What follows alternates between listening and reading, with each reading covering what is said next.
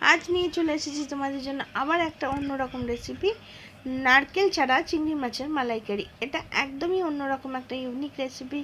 আশা করছি রেসিপিটা তোমাদের খুব ভালো লাগবে। নমস্কার বন্ধুরা, মা বৌমার ছেলে সকলকে স্বাগত জানাই। আজকে নিয়ে চলে এসেছি নারকেল ছাড়া চিংড়ি মাছের মালাইকারি। দেখো, এখানে আমি চিংড়ি মাছটা বেশ বড় সাইজেরই চিংড়ি মাছ ছিল, তাই জন্য মানে একটু অন্যরকমভাবে মালাইকারিটা করেছি।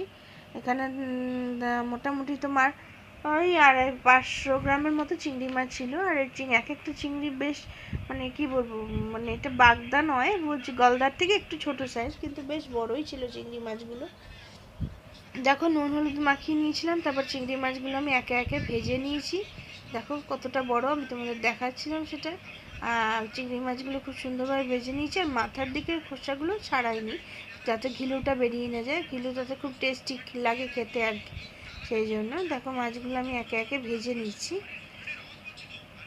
হালকা করে ভাজছি চিংড়ি মাছ। তোমরা জানো আমি সবসময় বলি চিংড়ি মাছ খুব কড়া করে আমি ভাজবো না, যাতে চিংড়ি মাছের মানে কি বলবো, খুব কড়া করে ভাজলে একটু শক্ত ভাবটা চলে আসে, সেই জন্য হালকা করেই চিংড়ি মাছটা আমি ভেজে নিচ্ছি।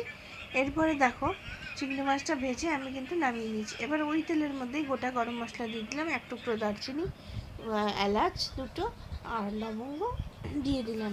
দিয়ে এবার দেখো, এর মধ্যে আমি সামান্য পেঁয়াজ আর কাঁচা লঙ্কা বেটে রেখেছিলাম। একটা ওই মিডিয়াম সাইজের পেঁয়াজ দিয়েছি, খুব বেশি বড় নয়।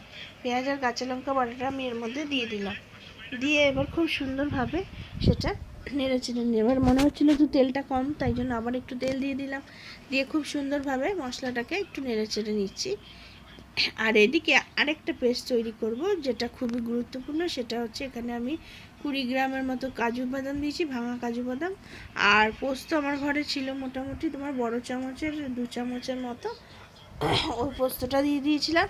আর তার সাথে দিয়েছিলাম বড় চামচের 1.5 চামচের মতো চারমগজ।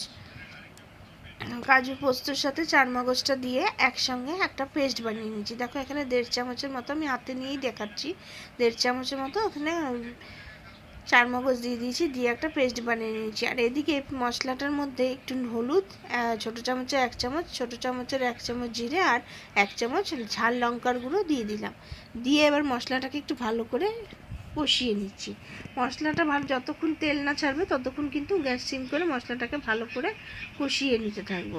সামান্য একটু মিষ্টি দিয়ে দিলাম, কারণ কি এই রেসিপিটা একটু মিষ্টি হলে খেতে ভালো লাগবে। মালাইকারি যদিও জানো নারকেল দিয়ে মিষ্টি মিষ্টি হয়, তাই এটা একটু মিষ্টি দিয়ে দিলাম, যাতে মিষ্টি মিষ্টি ভাব স্বাদটা চলে আসে। এখানে আমি দেখো কাজু বাদাম, পোস্ত আর চারমগজের পেস্টটাও বানিয়ে রেখে দিয়েছি। এবার ওই মশলার মধ্যে ভেজে রাখা চিংড়ি মাছগুলো দিয়ে দিলাম।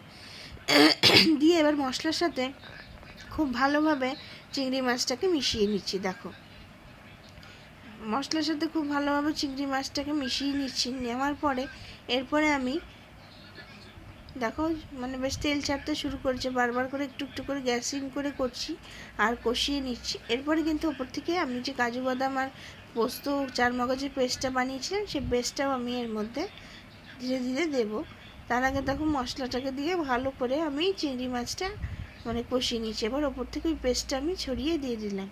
দিয়ে দেওয়ার পরে এবার আমি ওটা ভালো করে একটু নেড়ে চেড়ে নেবো। আবার দেখো ভালো করে আবার নেড়ে চেড়ে নিলাম, কালারটা কি সুন্দর অটোমেটিক্যালি চেঞ্জ হয়ে গেল। দেখো নেড়ে চেড়ে নিলাম। এবার ওই বাটিটা, মিক্সির বাটিটা ধুয়ে সামান্য জল আবার আমি এর মধ্যে দিয়ে দিলাম, যাতে মাছটা একটু সিদ্ধ হয়। খুব বেশি জল নয়, ওই অল্প একদমই সামান্য পরিমাণ মতো জল আমি এর মধ্যে দিয়ে দিলাম। দিয়ে ভালোভাবে একটু নেড়ে চেড়ে মানে 10 মিনিটের মতো ঢাকা দিয়ে নেব। দেখো সামান্য একটু নুন দিয়ে দিলাম, ঝোলটা একটু টেস্ট করে দেখছিলাম একটু পানসা লাগছে, তাই জন্য দেখো এবার সামান্য একটু নুন দিয়ে দিয়েছি। দিয়ে মশলাটাকে আর একটু ভালো করে কষিয়ে নিয়েছি। কষিয়ে নেওয়ার পরে এবার আমি একটু ঢাকা দিয়ে 5 মিনিট ঢাকা দিয়ে রাখবো, যাতে হয়ে কী বলে একটু চিংড়ি মাছটাও ভালোভাবে মোটামুটি সিদ্ধ হয়ে যায়। দেখো তৈরি হয়ে গেছে আজকের রেসিপি, নারকেল ছাড়া চিংড়ি মাছের মালাইকারি। রেসিপিটা কেমন লাগলো অবশ্যই সবাই কমেন্ট করে জানিও। ভালো লাগলে আমার চ্যানেলটিকে লাইক, শেয়ার আর সাবস্ক্রাইব করতে ভুলো না। পাশে থাকা বেল আইকনটা অবশ্যই প্রেস করো। তাহলে আমার নিত্য নতুন রেসিপির আপডেট তোমাদের কাছে চলে যাবে। আশা করছি রেসিপিটা তোমাদের খুবই ভালো লাগবে। অবশ্যই বাড়িতে এভাবে একটু ট্রাই করে দেখো। উপর থেকে হালকা একটুখানি গরম মশলার গুঁড়ো, একদমই কম, মানে ছোটো চামচের হাফ চামচেরও কম একটু গরম মশলা গুঁড়ো ছড়িয়ে দিলাম।